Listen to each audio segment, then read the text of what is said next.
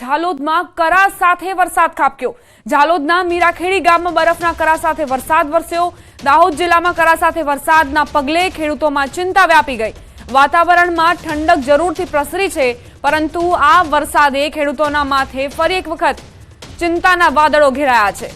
દાહોદ જિલ્લામાં કરા સાથે વરસાદ વરસ્યો, જેના કારણે ગરમીથી લોકોને આંશિક રાહત મળી છે। હવામાન વિભાગે આગાહી કરી હતી કે 13 થી 15 એપ્રિલ સુધી વરસાદ વરસી શકે છે, પરંતુ અહીં તો આજે જ વરસાદ વરસ્યો અને કરા સાથેનો આ વરસાદ જેણે ખેડૂતોની ચિંતા વધારી દીધી। વારંવાર કમોસમી વરસાદના કારણે ખેડૂતોને નુકસાની સહન કરવાનો વારો આવ્યો હતો આ પહેલા પણ, અને હવે માવઠાના મારે તેમને વધુ એક આર્થિક ફટકા માટે તૈયાર રહેવું પડશે।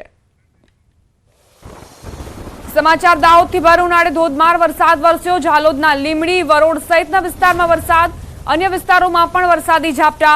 માવઠાથી લોકોને ગરમીથી રાહત મળી છે।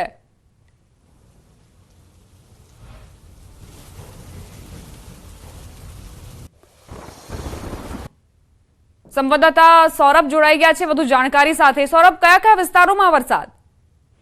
જી ચોક્કસથી કહી શકાય કે જે ઝાલોદ તાલુકાના લીમડી વરોડમાં વરસાદ પડ્યો હતો, અને ત્યારબાદ વાત કરીએ તો ઝાલોદ તાલુકાનું જે મીરાખેડી ગામ છે ત્યાં કરા સાથે વરસાદ વરસ્યો હતો। ઝાલોદ તાલુકાનું મીરાખેડી હોય કે કંબોઈ ગામ હોય ત્યાં કરા સાથે વરસાદ પડ્યો હતો। એકાએક જે વરસાદ શરૂ થયો હતો ત્યારબાદ કરા પણ વરસવાના શરૂ થયા હતા। વરસાદને પગલે જે ખેડૂતોમાં તો ચિંતા છે જ, પરંતુ જે કહી શકાય કે અત્યારે વાતાવરણમાં ઠંડક પ્રસરવા પામી છે। આભાર સૌરભ જાણકારી આપવા માટે। તો એક તરફ ખેડૂતો ચિંતિત છે, બીજી તરફ નાગરિકોને રાહતનો શ્વાસ પણ લીધો છે, કારણ કે ગરમીના કારણે તેઓ ત્રાહિમામ પોકારી ઉઠ્યા હતા।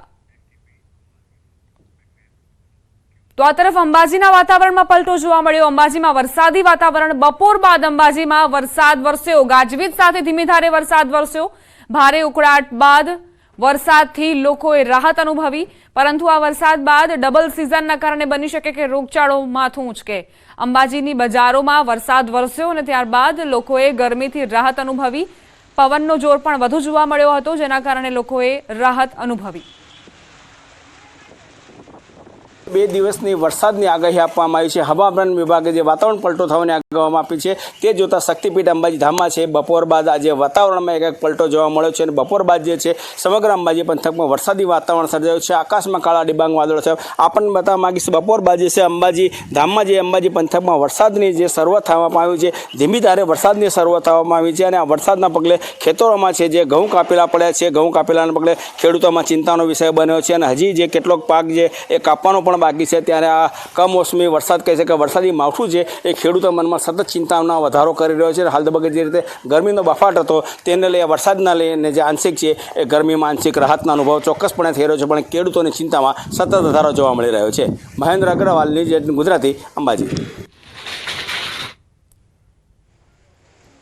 તો બે અલગ અલગ તસવીરો, એક તરફ દાહોદમાં વરસાદી વાતાવરણ, કરા સાથે વરસાદ ખાબક્યો, અને બીજી તરફ અંબાજીમાં કાળા ડિબાંગ વાદળો આકાશમાં ઘેરાયા, અને ત્યારબાદ કમોસમી વરસાદની એન્ટ્રી અંબાજીમાં પણ જોવા મળી।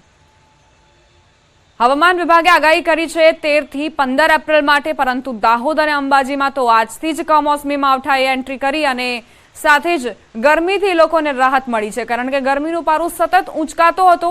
એવામાં લોકો બફારાના કારણે પણ ત્રાહિમામ હતા। ગુજરાતમાં 3 દિવસ માવઠાની આગાહી, થંડરસ્ટ્રોમ સાથે સામાન્ય વરસાદની આગાહી કરાઈ છે। 13 થી 15 એપ્રિલે વરસાદ વરસી શકે છે। આગામી 5 દિવસ વાદળછાયું વાતાવરણ રહેશે। 13 એપ્રિલે થંડરસ્ટ્રોમ સાથે વરસાદ વરસી શકે છે। વલસાડ, નવસારી, સુરતમાં વરસાદની આગાહી, તો ભરૂચ, કચ્છ, ગીર સોમનાથ પણ પ્રભાવિત જોવા મળી શકે છે। 14 એપ્રિલે થંડરસ્ટ્રોમ સાથે વરસાદ વરસવાની પૂરેપૂરી સંભાવનાઓ। નર્મદા, છોટાઉદેપુર અને દાહોદની વાત કરીએ તો અહીં પણ હવામાન વિભાગે આગાહી વ્યક્ત કરી છે।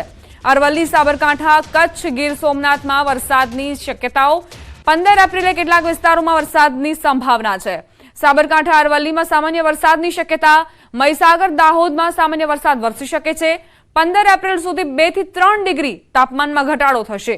અમદાવાદમાં વાદળછાયું વાતાવરણ રહેશે। અમદાવાદમાં તાપમાનનો પારો 41 ડિગ્રી રહેવાની સંભાવના।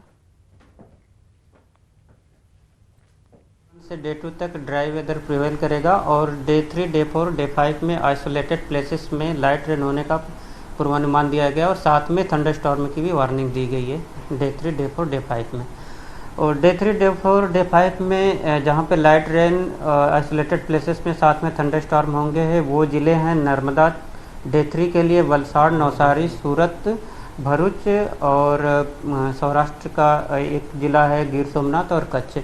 और डे 4 की बात करेंगे जहाँ पे लाइट रेन साथ में थंडर स्टॉर्म होंगे आइसोलेटेड प्लेसेस पे, वो ज़िले हैं नर्मदा, छोटा उदयपुर, दाहोद, अरावली, साबरकांठा, कच्छ और गिर सोमनाथ। और डे 5 की बात करेंगे जहाँ पे आइसोलेटेड प्लेसेस पे लाइट रेन होने का पूर्वानुमान दिया गया साथ में थंडर स्टॉर्म का भी, तो वो ज़िले हैं साबरकांठा, अरावली, दाहोद और महिसागर।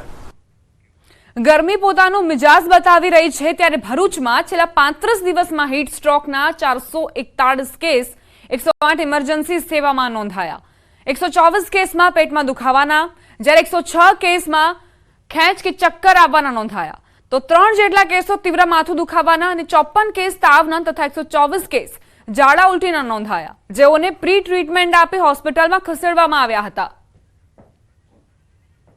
છેલ્લા 35 દિવસના જો ડેટા જોઈએ તો ટોટલી 411 જેટલા કેસીસ ગરમીને લીધે નોંધાયા છે। એમાં પણ મુખ્યત્વે જો કેસીસની વાત કરીએ તો 124 જેટલા કેસો પેટમાં દુખાવાના, 3 જેટલા કેસો જેમાં તીવ્ર માથું દુખવાના કેસીસ, 106 જેટલા કેસીસ એવા છે કે જેમાં ખેંચ અને ચક્કર આવ્યા છે અને લગભગ 124 જેવા કેસીસ છે કે જેમાં ઝાડા અને ઉલટીનું જોવા મળ્યું છે। આ દરેક કેસમાં સીન પર જઈ જે તે યોગ્ય સારવાર આપી એમને હોસ્પિટલમાં ખસેડવામાં આવ્યા છે। આ સાથે સાથે 108 વાર એક નંબર અપીલ કરવામાં આવે છે કે ગરમીના દિવસમાં બહાર જવાનો ટાળો।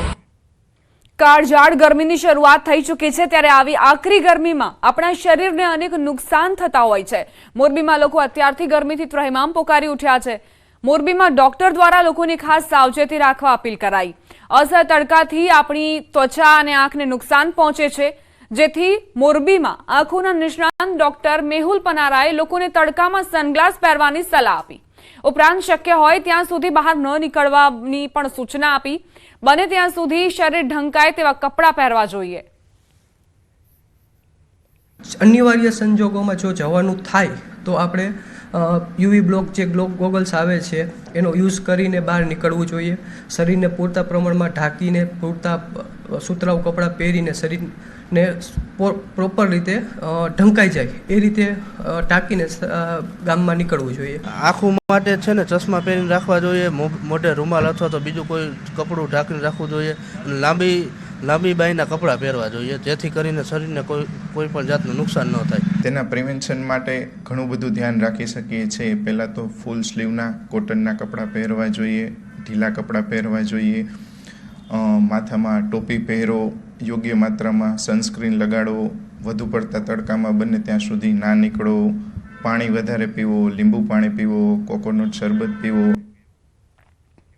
મહીસાગરમાં લુણાવાડાના ઉધરા ગ્રામ પંચાયતના રહીશોમાં નારાજગી જોવા મળી રહી છે। ઉધરા ગ્રામ પંચાયતના વીરનિયા અને કરેણા ગામમાં મોટા મોટા તળાવો આવેલા છે જે દર ઉનાળો આવતા પહેલા જ પાણી સુકાઈ જાય છે। છેલ્લા 10 વર્ષથી આવી પરિસ્થિતિ સર્જાઈ રહી છે। ગામ લોકો દ્વારા અનેકવાર નેતાઓ અને અધિકારીઓને તળાવ ભરવા લેખિત તેમજ મૌખિક રજૂઆતો પણ કરાઈ છતાં તળાવ ભરવામાં નથી આવી રહ્યા જેથી સમસ્યાનું સમાધાન નહીં આવે તો ચૂંટણી બહિષ્કારની ચીમકી ઉચ્ચારી।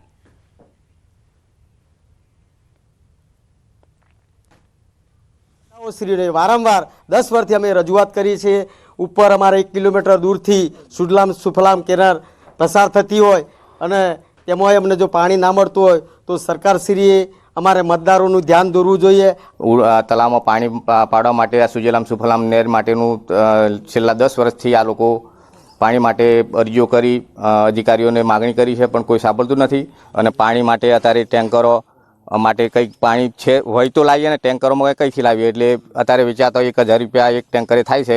ગામની અંદર તે તળાવ છે કરણા વિરાણીની અંદર અને અમારા તળાવથી 800 મીટરને અંદાજિત કેનાલ જાય છે સુજલામ સુફલામ।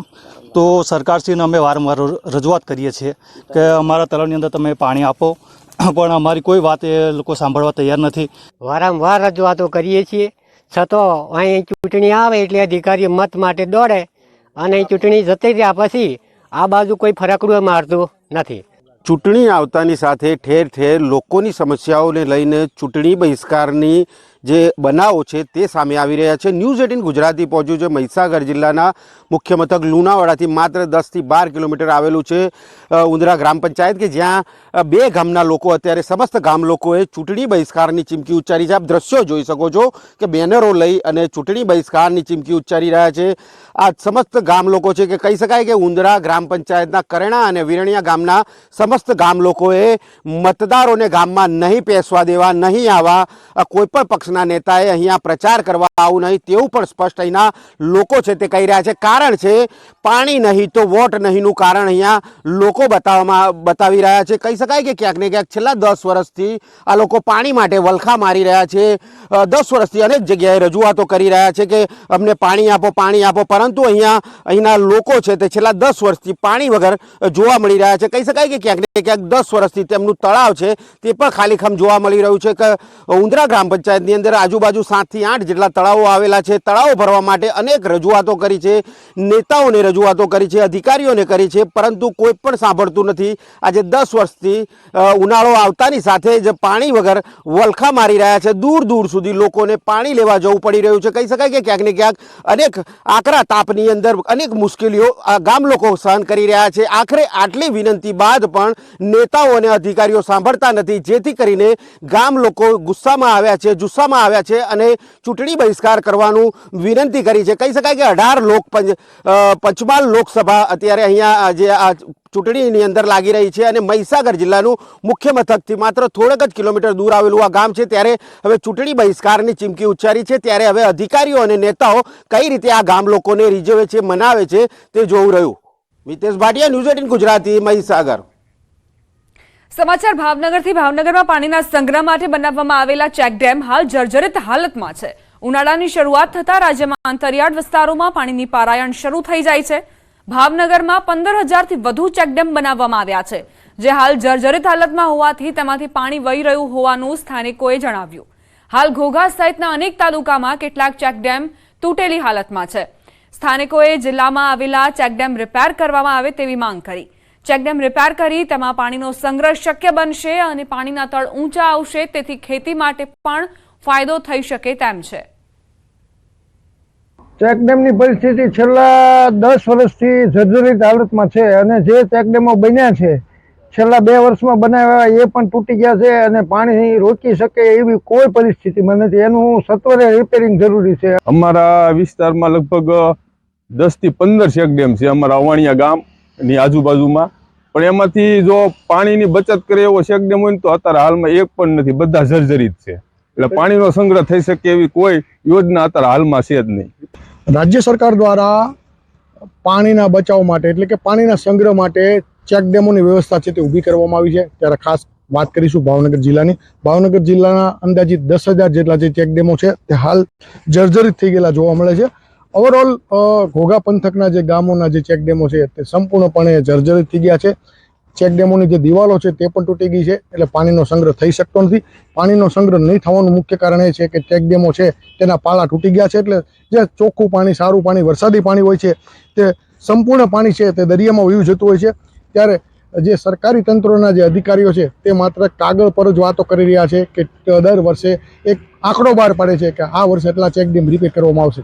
ત્યારે તે જોવું રહ્યું કે સરકારે જે કરોડો રૂપિયાના ખર્ચે આ ચેકડેમો બનાવ્યા છે તેનું આમ નાગરિકોને અને ખેડૂતોને એનો ફાયદો થશે કે કેમ? નીતિન ગોયલ, ન્યૂઝ 18 ગુજરાતી, અવાણિયા। મહેસાણાના બહુચરાજીમાં કેનાલ ઓવરફ્લો થઈ, જેના પગલે સુરપુરા ગામ નજીક સૂરજ માઇનર કેનાલ ઓવરફ્લો થતા પાણીનો વેડફાટ થતો હોય તેવી તસવીરો સામે આવી। આવા ધોમધકતા તાપમાં હજારો લીટર પાણીનો વેડફાટ થતા અનેક સવાલો ઉઠી રહ્યા છે। એક બાજુ ઉનાળામાં ખેડૂતોને સિંચાઈ માટે પાણીની અછત પડતી હોય છે, બીજી તરફ પ્રશાસન તરફથી હજી સુધી કોઈ પગલાં ન લેવાતા અનેક સવાલ ઉઠી રહ્યા છે।